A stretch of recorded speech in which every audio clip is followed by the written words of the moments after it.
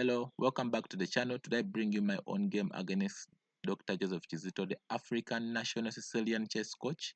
This game took place in the Pearl of Africa Classical Chess Tournament 2024, where I was fighting to become champion. This tournament had lots of prizes. By the way, more about Dr. Joseph Kizito. He is an entrepreneur, chess player, and an investor. He recently squeezed CM Egesa Emmanuel until he asked for draw in the National Chess League. So I was playing with the white pieces and Dr. Joseph Kizito was playing with the black pieces. So the game began with e4, which was my choice, and Doctor played c5, the Sicilian defense. Knight f3, d6, and I played b3, the modern Sicilian variation. So he played s6, I played c4 to stop the b5 expansions on the queen side. So he played knight f6, attacking my pawn which is on e4. Then I played defending my pawn. Queen c7, then I placed my bishop on this beautiful diagonal, bishop b2, then knight b d7. Then I played g3, planned to fianchetto my bishop on g2. b6, then I played bishop g2. After bishop b7, then I played knight c3, trying to take control of the d5 square. Then he played e6, stopping any knight jumps to the d5. Then I played queen e2, trying to support my pawn in case I go ahead to push e5. The queen on e2 will be a good support for that pawn. Then he played rook c8. I played rook c1 because the queen is on c7, and I knew that in case the c column opens up, the rook on c1 against the queen on c7, the rook will be more powerful. That's why in this position, Doctor played queen b8. And he had a plan that after queen b8, he was planning to play bishop e7, bishop d8, and then bishop c7. And he puts these two bishops on these two beautiful diagonals, which can be havoc on the white side. So I decided to play h4, and he played bishop e7. Then because the queen had been placed on queen b8, I decided to play rook d1, so that it can support my pawn in case I go ahead to push pawn before d4. So he went short castling. Then I played king f1. Now I was in aggressive mode because I just wanted to kill him. I wanted to just attack in the whole game. I played king f1 because I wanted to attack the king side of black. So he played bishop d8, following with his plan of bishop c7, as I had showed you before. I played h5, trying to expand more on the king side.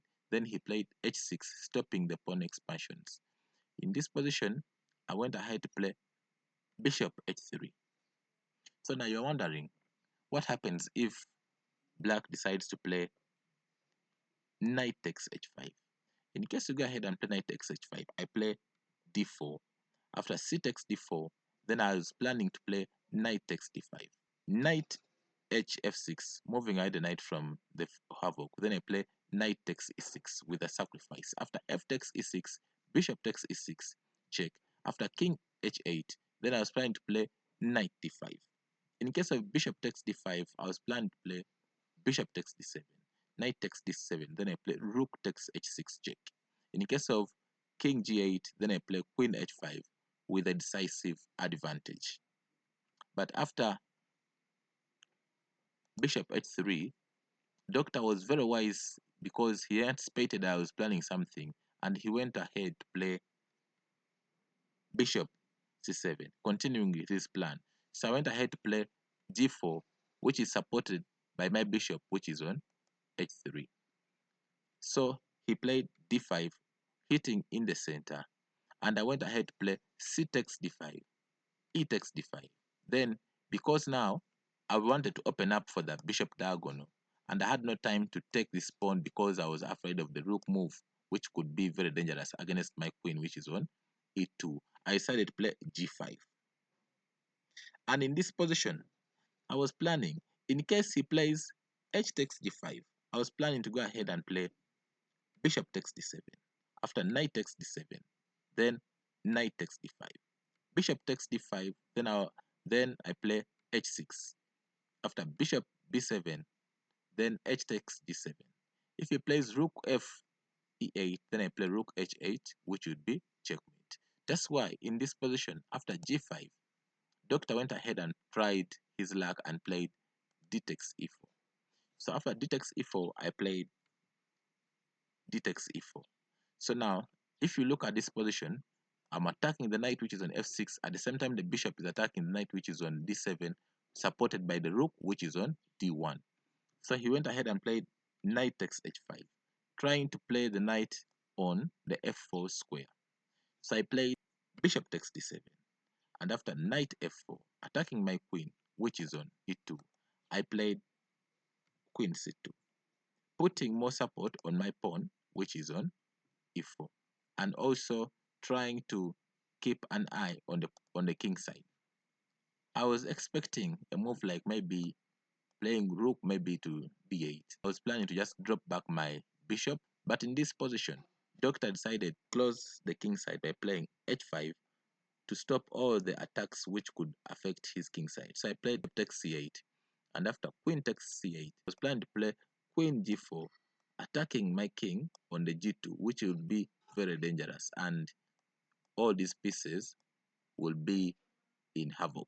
So I played knight g1, just trying to say that in case, because my queen is still here, in case he plays queen g4, then I was planning to play f3, attack the queen, and also stop any queen attacks. And he went ahead played queen g4, then I played f3, attacking the queen. So after queen takes g5, I decided to, because now I was a piece up, so I decided to just keep everything simple by playing bishop c1, pinning the knight against the queen. Queen g6, moving away from the pin, bishop takes f4, bishop takes f4. Then I played knight d5, attacking the bishop which is on f4. So I played bishop takes d5, rook takes d5. And if you look at this rook and this rook, all of them now attacking the pawn which is on h5. So I played bishop g5, block the rook from taking the pawn which is on f5. Then I played queen g2, pinning down the bishop against the queen. And in case the bishop moves away, maybe to f6 or maybe to e3, then I can just take the queen which is on g6. So I played f5, trying to blockade the rook from taking the bishop which is on g5, and also trying to keep the queens still on the board. Then I played f4. Remember now the queen is hanging, the bishop can't move away. So he played queen f6, trying to enter with queen a1, checking the king and trying to get perpetuals as he was trying to expect. Then I played e5, stopping all those potential checks. After queen c6, I played f takes g5, and I was expecting that in case he goes ahead to play queen b5 check, I was planning to play knight e2. After queen b4, then rook takes h5, f4, trying to fork the knight and the queen. Then I was playing queen h3 with a decisive advantage. So after f takes g5, he played f4. Then I went ahead to play queen e4.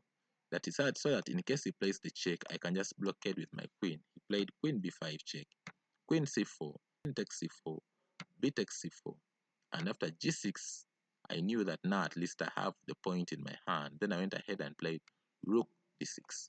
Rook d6 is attacking the pawn which is on g6 at the same time the b6 pawn. These are rook endgames, so you have to be very tactical and strategic in how you play your game.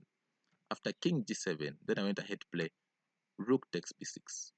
After rook d8, then I played king e2, rook d4, attacking my pawn which is on c4. So I wanted to activate my rook which is on h1, then I played knight f3, trying to activate my rook which is on h1.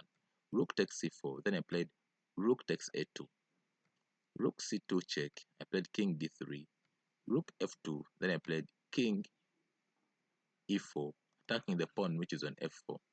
Rook c2, then I played rook b1. So with an anticipation of either rook coming to check and then this rook comes to check to finish the game off. Rook c4 check, then I played king d3, attacking the rook, and the only move we had rook b4. And after rook takes b4, c takes b4, he resigned the game.